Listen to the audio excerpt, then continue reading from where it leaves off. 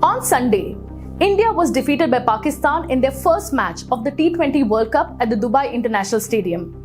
India posted a score of 151 runs, losing 7 wickets in 20 overs, and Pakistan in turn defeated India by 10 wickets and reached a target of 152 in just 17.5 overs.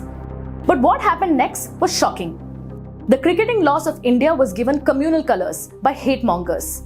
Xenophobic people from both India and Pakistan started spewing venom against religious minorities from both sides. In India, Mohammad Shami, the bowler who was part of the Indian team, was trolled and subjected to online attack. Shami was criticized, abused and intimidated for his expensive bowling, where he gave away 43 runs in 3.5 overs.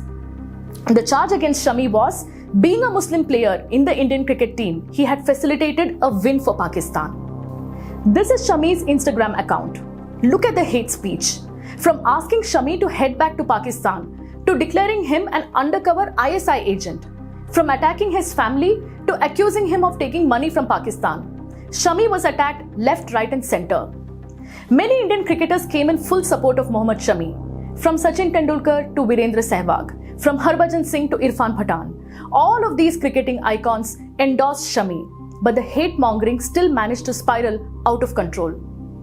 Back in Pakistan, this is what the Interior Minister Sheikh Rashid said immediately after the match.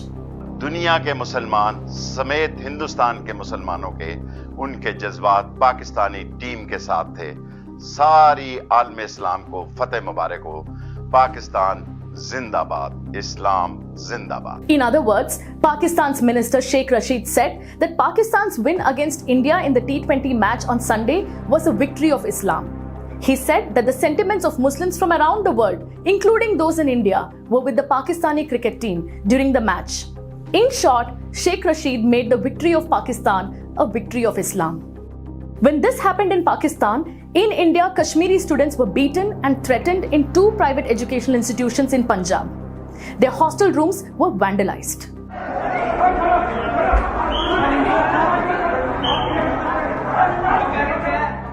There are allegations running in the air that the Kashmiri students were assaulted because they were cheering for Pakistan, and the Kashmiri students have gone on record to say that students from Uttar Pradesh barged into their hostel room and assaulted them.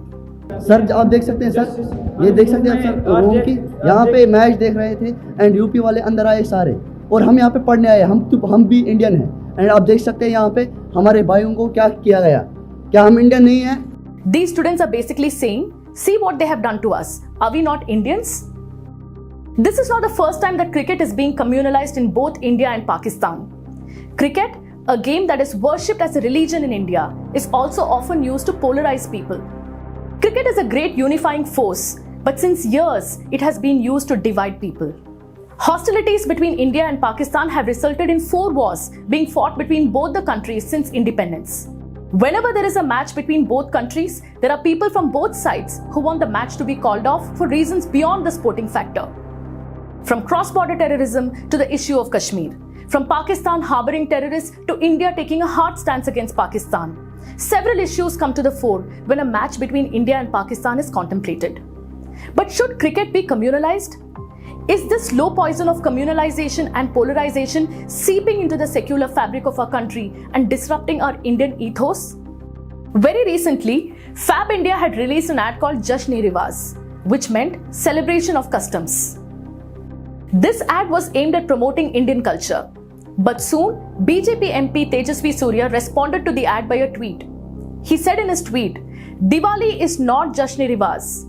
This deliberate attempt of Abrahamization of Hindu festivals depicting models without traditional Hindu attires must be called out. He further went on to intimidate the brands by saying, brands like Fab India must face economic costs for such deliberate misadventures. These intimidation tactics and attempts to play cultural police by the politician worked. Soon, the ad was withdrawn by the brand. Last year, even jewelry brand Tanishq faced the ire of the so-called religious police. The brand released an ad on the theme of Ekatvam that depicted communal unity and harmony.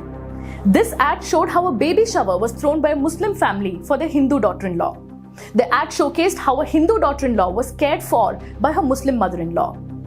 माँ, ये रस्म तो आपके घर पे होती भी नहीं है ना? पर बिटिया को खुश रखने की रस्म तो हर घर में होती है ना। Yet again, right-wing forces who were against interfaith weddings gave communal colors to this ad. They added a conspiracy theory, they added a love jihad angle, and soon Tanishq too gave into pressure. They withdrew the ad by releasing a statement which read, "We are deeply saddened with the inadvertent stirring of emotions and withdraw this film keeping in mind the hurt sentiments and well-being of our employees, partners, and store staff." These instances of intimidating people, organizations, and brands that are promoting religious harmony are not one-off instances. Very recently, actor Amir Khan was trolled for this ad, where he only urged people to not burst firecrackers on the streets. अनार bomb, सुतली bomb, चकरगिन्नी। आज अगर हमारी team छक्के छुड़ाती है तो हम भी पटाखे छुड़ाएंगे, लेकिन कहाँ? सोसाइटी के अंदर, रोड गाड़ी चलाने के लिए, पटाखे जलाने के लिए नहीं। Again, another MP, Anand Kumar Hegde from the BJP, came to the fore and objected to this advertisement. He said the ad hurt Hindu sentiments, and he said that anti-Hindu actors are always hurting Hindu sentiments. It is time that people, brands, and organizations stood up to this cultural policing in the name of ultra-nationalism and religion.